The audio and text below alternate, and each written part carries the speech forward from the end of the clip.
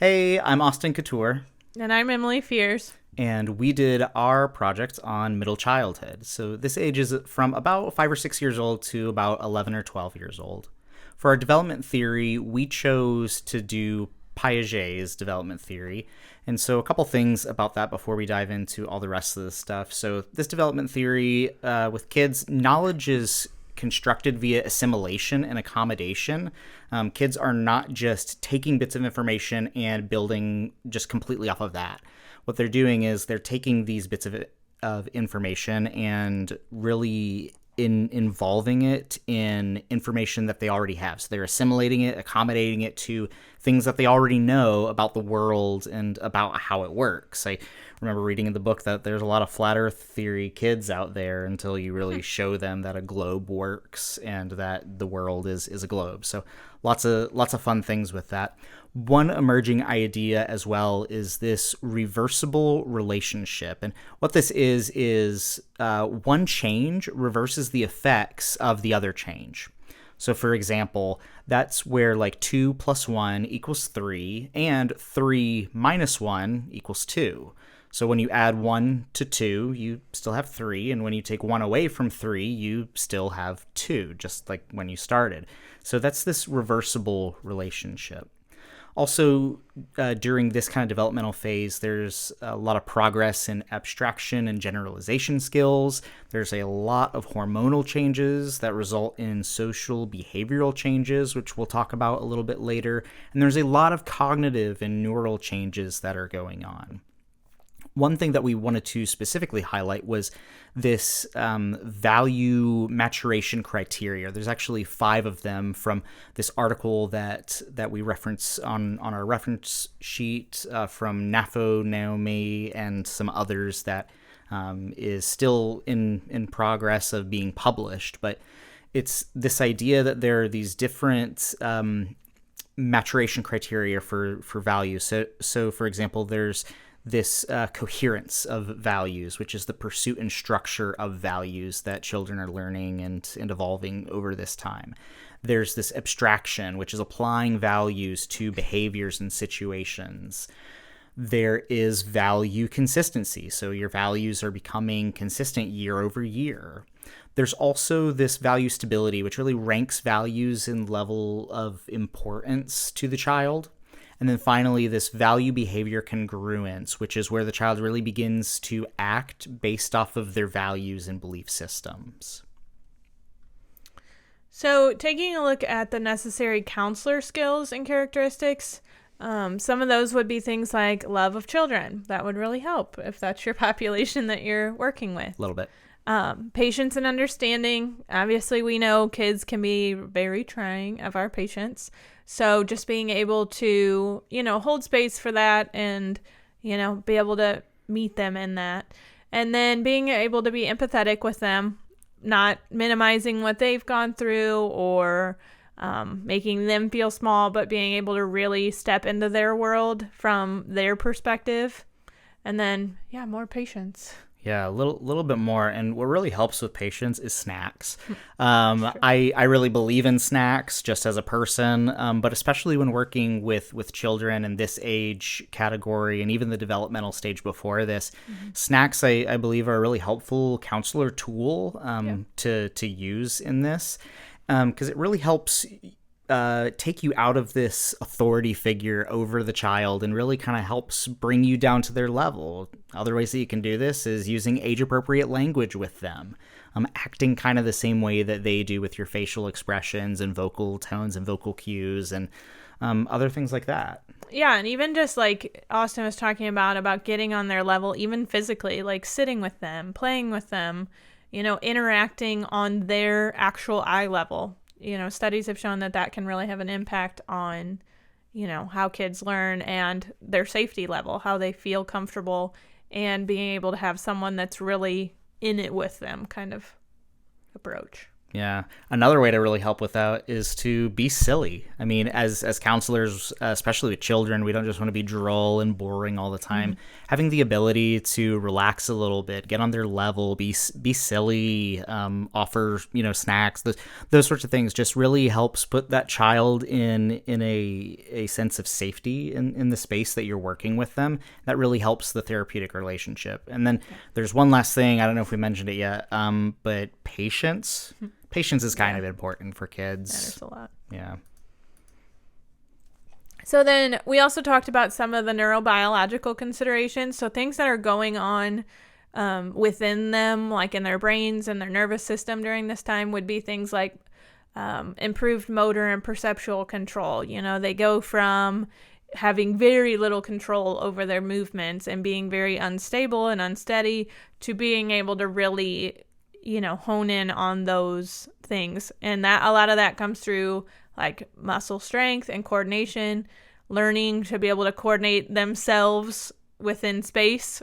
And then they can also start to pursue goals. So things that they really would like to do or that a caregiver has, prompted them with, they can start to really work towards things that they set their mind to, which comes with being able to remember that thing and have that memorization within them, that they can recall things and they can, remember that they're working towards something, or even remember information, as a building block for future information. And then the ability to reason starts to emerge here, where they're able to, understand a little bit of their behavior and it affecting other people and why they do things, or be able to at least talk through that with another person. And our brains actually reach their max thickness by the age of 10, so this also helps to allow for that higher level thinking, and it also brings in that element of thinking and takes off a little bit of that soul emotional decision making, where the child is able to make more sound decisions, obviously with the, direction of caregivers and things like that, but it's less totally emotional. Yeah. So there's a lot of common transitions and concerns that one would have around this developmental age. So a big one that we put on there was the first day of school. Mm-hmm. I mean, kids are coming out of their family units with their caregivers, people that they know and that they see every day, and they're spending a lot more time with their peers and educators and other people, for several hours a day. And some of these kids might have done some of that in preschool, but not to the same extent as they have in elementary school. And with this new environment of school also comes some negative things as well, such as bullying and peer pressure, some things that they didn't really maybe have to deal with at home at all. Now they've got these peers around them, and there's just different social interactions and things that can happen with all of that. There's also some physical changes that happen to kids at this age. So they start losing their teeth. Their baby teeth fall out and sometimes get yanked out or put a little string around it on a doorknob or whatever you do. And they start growing their adult teeth in and everything. As Emily mentioned, they have a lot of changes in their motor skills. They start to understand how to use their hands, how to use their feet, how their body moves and works, and start to get good with some of those things. There's also enhanced use of technology at this age. So a lot of that happens because of just the new learning environment that they're in. A lot of the schools are utilizing more and more technology in the classrooms. And so these kids are able to get their hands on, phones, tablets, computers, websites, video games, all these things. The older they get, the more access that they really get to technology in all of its forms. There's also an enhanced interpersonal relationships aspect that happens during this developmental stage. So because they're in these school systems and they're, making friends with peers and everything, they start to learn more about who I am in relation to who you are, who they are, and really begin to define some of that. We talked a little bit about the maturation of values up above on our first slide, but that's definitely a big transition here. They're belief system and value system really starts to build, which really ends in this, or not ends, but it really starts this search for identity. Who am I? And that's again where a lot of these, like, the peer pressure comes in, because they're trying to figure out, like, okay, who am I in this school? What am I good at? What do I like? Who likes me? Because they're so used to being at home with mom and dad or parents, caregivers, and possible siblings, and just this very safe, nurturing environment, into this more chaotic environment where there's a lot of other people that are their age and their lifespan, their group, and they're really trying to search for meaning and identity. And then, of course, towards the end of this life stage comes early puberty, where there's a lot of physical, chemical changes, hormonal changes that are happening kind of all over the place. Yeah, which, like we talked about earlier, this age range is really broad in the things that really start to develop during this time. And, like with that identity is a lot of things that we like and things that we enjoy. And, and we see that start from, little girls whose moms braid their hair and they wear huge bows on their head to, having their own sense of style and the dressing themselves, and even our cute little picture up here of them, in their shorts and rain boots hopping through puddles and not matching, and lots of loud, bright colors, to, as they become teenagers, they want the things that are trendy, like Crocs or brand names or things that, their peers are really interested in.